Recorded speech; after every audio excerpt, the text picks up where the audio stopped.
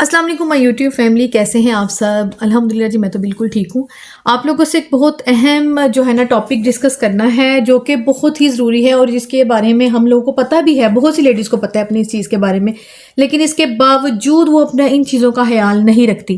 Family वाले उनका इन चीज़ों का ख्याल नहीं रखते। ऐसा क्यों होता है और ऐसा क्यों करना चाहिए कि आपको खुद केयरफुल रहना चाहिए। बात हो रही है लेडीज़ की सेहत की, क्योंकि औरतों को अपनी सेहत व सफाई का, अपने आराम का, अपने खाने पीने का ध्यान रखना बहुत ही ज़्यादा ज़रूरी है। घर वालों को क्या चाहिए होता है, सिर्फ काम। आपकी हर चीज़ जो है उनको परफेक्ट चाहिए, तो उसके लिए आपकी हेल्थ का परफेक्ट होना कितना ज़रूरी है ये वो भूल जाते हैं। तो ये इतनी अहम चीज़ है, क्योंकि लेडीज़ मेरे पास आती रहती हैं, मेरा प्रोफेशन ही ऐसा है, मेरे पास लेडीज़ ने आना है और आके डिस्कस करना है। वो अपनी सेहत के लिए ही डिस्टर्ब होकर, परेशान होकर आती हैं। मेडिसिन खाना किसी को पसंद नहीं है, ना कोई खाना चाहता है, लेकिन क्या है कि वो बाज़-औक़ात हमारी फ़िज़िकली हेल्थ इस हद तक डिस्टर्ब हो जाती है, इतनी ख़राब हो जाती है कि मेडिसिन के बगैर सर्वाइव करना, अपने डेली रूटीन के काम करना हमारे बस में ही नहीं रहता। तो आपको इस सब की ज़रूरत क्यों पेश आती है? लेडीज़ को, जेंट्स, घर के मर्दों को, घर की दूसरी औरतों को इन सब चीज़ों का ख़्याल रखना चाहिए। अगर घर में 4 औरतें हैं तो उनको आपस में अपने काम डिवाइड कर लेने चाहिए, और अगर वो नहीं कर पाती तो उनके घर के जो जेंट्स हैं या उनके घर में जो बड़ी औरतें हैं, बड़े आदमी हैं, जो सरबराह हैं फैमिली के, उनको चाहिए कि वो अपने घर की लेडीज़ में वो सब काम डिवाइड कर दें। बात क्या होती है, बात ऐसे होती है, एक बंदा जो काम कर रहा होता है ना, बाकी सब कहते हैं ठीक है, ये तो बहुत अच्छी है, ये कर लेगी। ये वो फलानी जो है ना बहू, या फलानी बेटी, या फलां जो है घर का बंदा, या घर की वो औरत जो है, वो तो ये काम नहीं करती, ना उसने कभी किया है, ना ही वो कर सकती है, उसको आता ही नहीं है।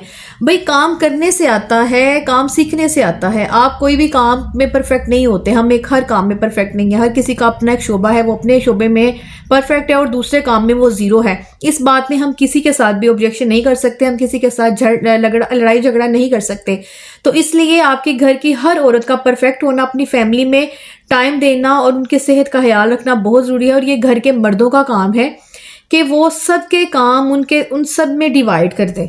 हर एक को पता हो कि मेरी ये जिम्मेदारी है, अपनी फैमिली से रिलेटेड जिनकी बच्चे हैं वो, उनकी माएँ ही उनके सारे काम करें। दूसरों का काम नहीं बनता। यानी किसी की अगर देवरानी जेठानियों का सिस्टम, मैं घर में इस तरह की टिपिकल बात करती हूँ, टिपिकल फैमिलीज़ की, कि जहाँ पे देवरानी से जेठानी के सिस्टम होते हैं, वहाँ पे क्या है जी, एक बंदा लगा है, वो सबका कर रहा है। अगर तो आपके घर का सिस्टम इस तरह का है कि एक टाइम पे एक बंदे ने करना है, दूसरे पे टाइम दूसरे ने करना है, तो फिर तो सबको एक टाइम मिलता है ना। हर एक के पास एक प्रॉपर वक्त आता है। अपने सोने जागने का भी वो ध्यान रखते हैं, अपनी सेहत का ध्यान रखते हैं, अपने पहनने ओढ़ने का भी ध्यान रख लेते हैं। और बाज़ औक़ात क्या होता है कि कुछ ऐसी औरतें होती हैं, मैं आपको एक छोटी सी मिसाल देके समझाती हूँ, कि बहुत सी ऐसी औरतें होती हैं जो सारा दिन घर के काम में मसरूफ़ रहती हैं। जब उनके हस्बैंड आते हैं, वो इस हद तक थक गई होती हैं, बॉडी उनकी इतनी पेनिक जो है ना वो कंडीशन में आ गई होती है, पेनफुल, वो पेन फील कर रही होती हैं, इतनी ज़्यादा थकन भी होती है कि उसी तरह पसीने से शराब वो बिस्तर में लेट जाती हैं। हस्बैंड से भी वो जो है ना वो बातें सुनती हैं, और वो हस्बैंड फिर बाद में मिसालें दे रहा होता है अपनी देवरानी को, जो मेरी बहन को देखो, मेरी फ़लाँ को देखो, फ़लाँ को देखो। लेकिन आप देखें कि वहाँ तक सिचुएशन क्यों पहुँची है, उस लेवल तक आके वो इतनी ज़्यादा बीमार या इस कंडीशन में क्यों आ गई है कि बिस्तर पे लेटते ही उसको सारा बदन जो है वो उसका दर्द से चूर-चूर है, और वो सोने के लिए जो है ना वो तैयार है, और उसको इतनी भी उसमें हिम्मत नहीं है कि वो अपने कपड़े चेंज कर सके। और फिर आहिस्ता-आहिस्ता क्या होता है कि ये सब चीज़ें हैबिट्स में आनी शुरू हो जाती हैं, ये नेचर में ट्रांसफ़र होनी शुरू हो जाती हैं। तो ये सब तभी होता है कि हम अपना एक टाइम शेड्यूल बना लेते हैं, अपनी सेहत का प्रॉपर ध्यान रखते हैं, या घर में अपना शेड्यूल बता देते हैं कि मेरी इतनी कैपेसिटी है, मैं इससे ज़्यादा काम नहीं कर सकती। और अगर आप वो नहीं बता सकते तो आपका काम ही बताता है। घर के लोगों को समझना चाहिए, सोचना चाहिए कि फ़लाँ बंदा, अगर घर में 10 लोग मौजूद हैं तो 10 लोगों के अपने अपने काम होने चाहिए। मैं ये नहीं कह रही कि घर के जो आदमी हैं वो आपके काम करेंगे, इस तरह करें, और अगर कर भी लेंगे तो इसमें मेरा नहीं है यार, कोई हर्ज आता है इसमें। अगर कोई बच्चे को फीडर बना के दे दिया है, कोई चीज़ आपके साथ पैम्पर चेंज करवा दिया है, या कोई घर में अगर बेगम जो है वो रोटियां बना रही है तो वो आपकी हेल्प करवा रहे हैं, या आटा गूंद रहे हैं, या डिश वॉशिंग में आपकी हेल्प कर रहे हैं, तो इसमें कोई वो आर्गूमेंट वाली बात नहीं है। इसमें किसी को ऑब्जेक्शंस नहीं होने चाहिए, क्योंकि अगर सेकंड पर्सन उनकी हेल्प करने के लिए नहीं है तो फिर जिससे वो रिलेटेड है, उसका हस्बैंड हो या उसकी बहन हो या कोई देवरानी जेठानी हो, तो कोई हेल्प कर रहा है तो थर्ड पर्सन को इसके ऊपर ऑब्जेक्शन लगाने की ज़रूरत नहीं है, क्योंकि वो बेहतर समझते हैं कि हमें अपना टाइम भी स्पेंड करना है, एक दूसरे की सेहत का भी ख्याल रखना है, और वो तभी होता है गिव एंड टेक। सिर्फ एक बंदे के लगे रहने से ही सारी मसले हल नहीं होते। तो प्लीज़ सारी माएँ बहनें बेटियां जो है ना आपस में ये सब चीज़ों को देखें। जैसे आप थकते हैं वैसे मैं थकती हूँ, वैसे ही मुझसे रिलेटेड और भी बहुत से लोग थकते हैं। और घर के हर मेंबर को अपने अपने कामों का, अपने अपने टाइम टेबल का पता होना चाहिए। अगर आपके बच्चे ग्रोइंग एज में आ रहे हैं, बड़े हो रहे हैं, तो उनको ये चीज़ें सिखाएं कि वो अपनी चीज़ें अपनी जगह पे रखें, कम से कम अपने शूज़ अपनी जगह पे रखें, उठें तो सुबह अपने बिस्तर तय कर लें। ये नहीं है कि वो जाले उतारने शुरू कर दें, कर भी लेंगे तो इसमें कोई नहीं है, लेकिन स्टेप बाय स्टेप ना उनकी थोड़ी थोड़ी जो है ना वो तरबियत करनी शुरू करें। आप स्कूल से आने के बाद सब अपने अपने यूनिफॉर्म अपनी जगहों पे रखें। इस तरह से माओ की बड़ी हेल्प हो जाएगी, क्योंकि बच्चा मेरा व्लॉग सुन रहा है तो बच्चों प्लीज़ आप लोग अपनी माओ की हेल्प कीजिए, उनके साथ काम डिवाइड कीजिए, उनके साथ उनकी हेल्प कीजिए। और इनकी हेल्प ऐसा नहीं है कि आप उनके साथ हंडिया बनाने लग गए हैं जी, डिश वॉशिंग शुरू कर दिया है, जो आपने झाड़ू पोछे शुरू कर दिए हैं। अगर वो करेंगे तो वो भी आपके टाइम टू टाइम आएगा, क्योंकि कोई भी माँ पैदाइशी तौर पे जो है ना वो आपके ये सारे काम नहीं सीख के आती। आहिस्ता आहिस्ता आप लोग की जिम्मेदारियां ही उनको सारा कुछ सिखाती हैं। वो भी आपकी तरह की ही लाइफ गुजार के आई हुई है। आपकी तरह से वो उसको सोने जागने में टाइम मिलता था, वो चाहती थी कि वो रेस्ट करे। आपकी तरह ही वो अपना वैल्यूएबल टाइम जो है क्वालिटी टाइम स्पेंड करे, आराम से चाय कॉफ़ी खाना शाना खाए, टीवी लगा के देखे, गैजेट्स यूज़ करे।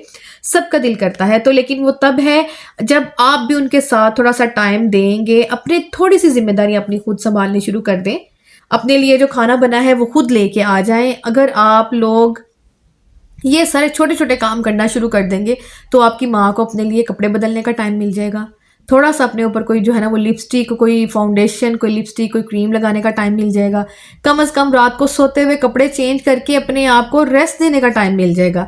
और वो जो आपके घर में अगर कोई लड़ाई झगड़े का सिस्टम है ना, अक्सर बाज़ औक़ात जेंट्स कहना ही बंद कर देते हैं। वो शुरू में एक दो दफ़ा कहते हैं, लेकिन आहिस्ता से जब वो बीवी की मसरूफियात देखते हैं फिर वो भी कहना बंद कर देते हैं। और वो औरतें जो हमारी एज की होती हैं वो अपनी एज में आके बाज़ औक़ात बहुत सी ऐसी पेशेंट्स भी मेरे पास आती हैं जो 25 to 30 की एज में होती हैं, लेकिन ऐसे हम लोग शौक होकर देखते हैं कि 25 एज लिखवा रही हैं, 30 एज लिखवा रही हैं, 35 लिखवा रही हैं, लेकिन उनकी वाकई में उतनी एज ही होती है, लेकिन वो अपना ख्याल ना रख पाने की वजह से वक़्त से पहले बूढ़ी होनी शुरू हो जाती हैं।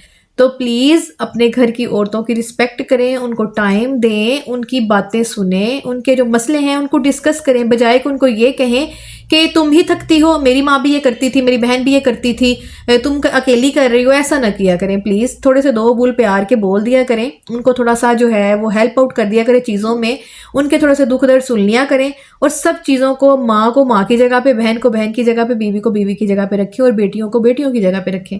जब आप रिश्तों में एतदाल लाना शुरू कर देंगे, सिर्फ एक की सुन के उसकी सफाई उसकी बात पे एग्री नहीं हो जाएंगे, ना बीवी की सुन के, ना माँ की सुन के, ना बहन की सुन के, सबको बताएं भाई हाँ माँ की जगह माँ है, बहन की जगह बहन है, और बेटी की जगह बेटी है, और बीवी की जगह बीवी है। यानी सबकी अपनी अपनी जगह है, लेकिन जो है वो माँ भी थकती है, बीवी भी थकती है, बहन भी थकती है, सब थक जाते हैं। इसलिए सबको चाहिए कि मिल बांट के रहें, तो घरों के बहुत से मसले, बहुत सी लड़ाइयाँ खुद बहुत खत्म होनी शुरू हो जाएंगी। आज का टॉपिक मेरा यही था। अपनी दुआ में याद रखिएगा, व्लॉग को लाइक कीजिएगा, शेयर कीजिएगा मेरे लिंक को, और जो चैनल पे न्यू है वो चैनल को जरूर सब्सक्राइब करें और अपनी दुआ में ढेरों ढेर याद रखा करें। मिलते हैं नेक्स्ट व्लॉग में। अल्लाह हाफिज़।